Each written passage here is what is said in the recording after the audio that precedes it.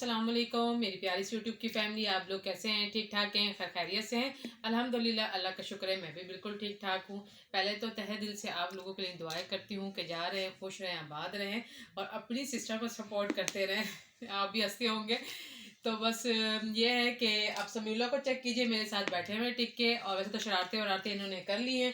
और ये देखें जी, स्पाइडरमैन आप चेक कीजिए। समीउल्लाह दिखाएं, ये क्या क्या चीज़ है बताओ, पहले सलाम करो। अस्सलामुअलैकुम। बताओ ये क्या क्या है? ये थैनोस, ये हल्क। जोर जोर से। ये थैनोस, ये हल्क। और ये और स्पाइडरमैन। और ये भी स्पाइडरमैन है। इन्होंने इतने सारे जमा किए हुए हैं ना, जब ये बाजार जाते हैं, इनकी बर्थडे हो या कुछ भी हो ना, इनको स्पाइडरमैन और चीज़ें चाहिए होती हैं। वो पिछले टूटते जाते हैं और नए आते रहते हैं। अभी भी इन्हीं को लेके ये बैठे हुए खेल रहे हैं। तो बस उम्मीद करती हूँ कि जो मैं आगे आपको अपनी वीडियो दिखाऊंगी तो आपको पसंद आएगी। और आपने ज़्यादा से ज़्यादा आपने अपनी सिस्टर को सपोर्ट करना है और सब्सक्राइब करना है, लाइक करना है, शेयर करना है। और चलते हैं जी, व्लॉग स्टार्ट करते हैं बिस्मिल्लाह करके। जी, आज मेरे किचन में बन रहा था जिबलिट। और जिबलिट बहुत ही ज़बरदस्त डिश है, मुल्तान की मशहूर है। और मज़े की बात मैं आपको ये बताऊं कि जब शबाना आंटी हमारे घर आई थी तो उनके साथ मतलब मैं उनको बता रही थी कि हमारे यहाँ मशहूर जो मुल्तान की मशहूर है वो जिबलिट है। और आंटी बहुत ही मज़े की बनती है। तो मैं उनको रेसिपी बता रही थी, सारा मैं उनको तरीका बता रही थी कि आंटी ऐसे बनाते हैं, ऐसे। वैसे तो माशाल्लाह वो ख़ुद ही इतनी जिसे कह लें एक्सपर्ट हैं खाना बनाने में। तो बस कहती हैं अच्छा बेटा। फिर मैंने कहा आंटी ये चीज़ें जलती हैं, ये। तो बस वो कुछ मुझे अपना बता रही थी। अच्छा, मज़े की बात ये कि आंटी जितनी देर मेरे साथ बैठी रही है ना, वो जैसे एक टीचर एक स्टूडेंट को सिखाता है, एक माँ अपने बच्चे को कि बेटा इस तरीके से करें, इस तरीके से। तो वो जितनी देर बैठी रही तो जो हमारा टॉपिक था ना, वो सारा का सारा वो कुकिंग में था या फिर घर गृहस्थी में या जैसे कि तौर तरीके में। तो मैं आंटी के साथ 1.5 घंटा बैठी रही हूँ, 1.5 से 2 घंटा मुसलसल हम गपशप लगा रहे थे। और जो उनके हस्बैंड थे वो जो मेरे हस्बैंड थे उनके साथ गपशप लगा रहे थे, यानी कि अंकल मेरे हस्बैंड के साथ गपशप लगा रहे थे। और इस तरह घुल मिल गए थे हम 1.5 पौने 2 घंटे के अंदर कि हमें लग ही नहीं रहा था कि हम फ़र्स्ट टाइम मिले हैं। और अब यकीन जाने वो एक ये कह लें आप, आंटी और अंकल इंसान के रूप में ना फ़रिश्ता है, फ़रिश्ता। हम जैसे कहते हैं कि नहीं, हमारे एक माइंड बना होता है कि हमारे नाना नानी, दादा दादी या अम्मी अब्बू, सास ससुर, मतलब इन जैसा तो कोई है ही नहीं। लेकिन आप यकीन जाने, जब मैं आंटी अंकल से मिली तो बस मुझे लगा कि बस ये वैसे ही हैं जैसे कि हमारे अम्मी अब्बू और हमारे सास ससुर। तो कम ही नहीं लगे। और उनके चेहरे पे एक अजीब सी से कह लें कि रौनक थी, ऐसे रौनक चमकते उनके दहकते उनके चेहरे थे दोनों के। इस वजह से क्योंकि उनकी जो नीयत थी ना, वो ऐसे वो साफ़ दिल के थे कि उनके साथ बैठे बैठे हमें लग ही नहीं रहा था कि वो कोई पराए हैं। और जैसे होता है ना कि एक यूट्यूबर होता है तो, और फिर इतना सीनियर, तो कोई प्राउड हो या कोई ऐसी बात हो, तो कुछ भी ऐसा नहीं लगा।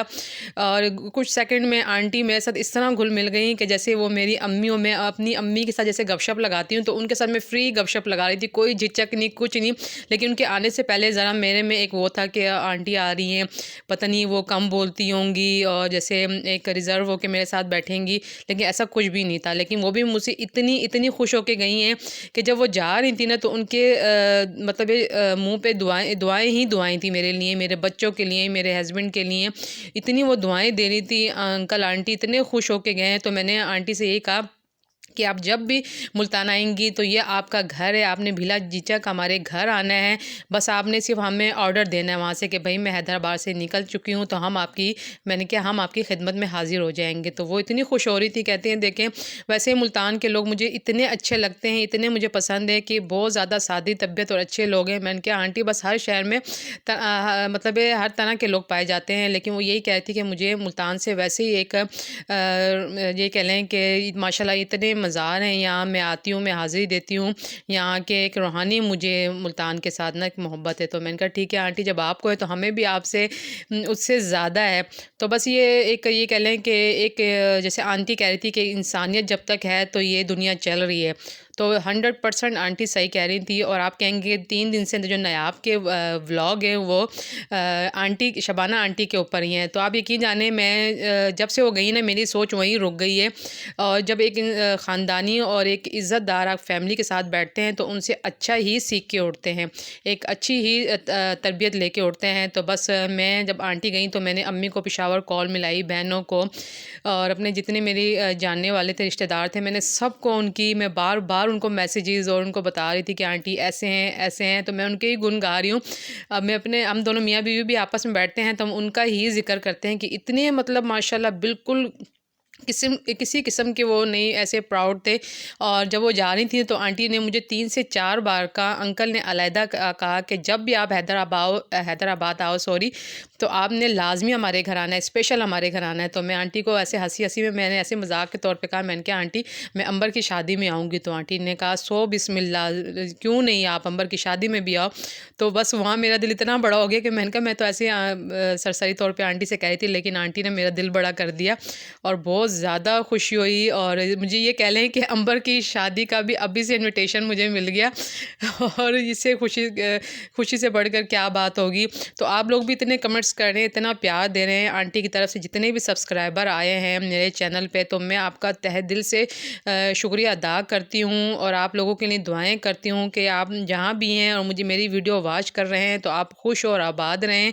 और मैंने कहा मैं आंटी के गुफ्तगू आप लोगों के साथ करूँ और साथ साथ अपनी रूटीन भी शेयर करूं कि ताकि आप इंजॉय करें। जिस तरह आप आंटी के व्लॉग्स देखते हैं शौक़ से, तो मैंने कहा क्यों ना मैं भी आपको, अगर इंडिया में रहने वाले हैं तो अगर पाकिस्तान में कहीं से भी हैं तो हमारे यहाँ का कल्चर देखिए, हमारे मुल्तान का भी। ज़ाहिर बात है हर शहर में अलग रहन सहन का तरीका होता है और ज़ाहिर बात है हम सब एक ही हैं, लेकिन जो रहन सहन होता है किसी का कैसा होता है किसी का कैसा। तो मैंने कहा चलें मैं भी अपने घर की रूटीन आप लोगों के साथ शेयर करूँ। तो बस यहाँ जो हम रात के टाइम निकलते हैं ना, तो कभी हम फ्रूट्स ले लेते हैं बच्चों के लिए, बस जो भी दिल चाहता है हर कोई लेता है अपने बच्चों के लिए, जो बच्चों को पसंद आता है। तो बस हम जिस एरिया में रहते हैं ना, तो उस एरिया की भी मैंने कुछ सीन कैप्चर किए, मैंने कहा अपने व्यूअर्स को दिखाऊं कि भाई हमारा एरिया कैसा है जहाँ हम लोग रहते हैं। तो बस हम घर की तरफ जा रहे थे, मैंने कहा चलें जी, मैंने अपने हस्बैंड से कहा कि मुझे मोबाइल दें, मैं थोड़ी सी वीडियो बाहर की भी बनाऊँ, अपने व्यूअर्स को दिखाऊँ ताकि वो भी देखें हमारा शहर, जैसा आंटी हमारे शहर से मोहब्बत करती हैं, इतना प्यार हमसे करती हैं। तो मैं भी दिखाऊं कि भाई ये वही शहर है जहाँ शबाना आंटी हर 6 महीने के बाद या साल के बाद वो आती हैं। तो बस ये बच्चे हैं जो वो सुबह अंडा और पराठे के बगैर तो वो स्कूल जाते ही नहीं हैं। अगर मैं चने दे दूँ ना उन्हें तो वो बिल्कुल नहीं खाते, तो बस अंडे लेने पड़ते हैं बच्चों के लिए। तो पराठा अंडा वो लाजमी लेते हैं क्योंकि सर्दियाँ भी हैं तो बच्चों को देना चाहिए, बच्चे शौक़ से भी लेते हैं। तो बस ये है कि कुछ चीज़ें जो होती हैं वो ज़रा कमी पेशी उनकी रोज़मर्रा में हो जाती है, ज़्यादा इस्तेमाल में होती है। तो बस ये हम लेने आ गए थे बच्चों के लिए। तो बस ये हमारा माशाल्लाह माशाल्लाह इतना जगमगाता हुआ हमारा शहर है। तो आंटी जब आई तो कहती थी मैं तो 10 से 5 मिनट में तुम्हारे पास पहुंच गई, इतना कम फासला है। मैंने कहा आंटी जब मुल्तान में ना 10-10 मिनट के फासले से, मतलब आप कहीं शॉपिंग करने जाएँ या किसी सैर व तफरी वाली जगह में जाएँ तो ऐसे ही आपको मिलेंगी। तो उम्मीद करती हूँ कि आपको मेरी बातें बहुत पसंद आई होंगी और ज़्यादा से ज़्यादा मेरे चैनल को सब्सक्राइब करें और इसी तरह मुझे भी प्यार दें, अपनी दुआओं में याद रखें, मैं भी आपको अपनी दुआओं में याद रखूँगी। जब तक के लिए अल्लाह हाफिज़।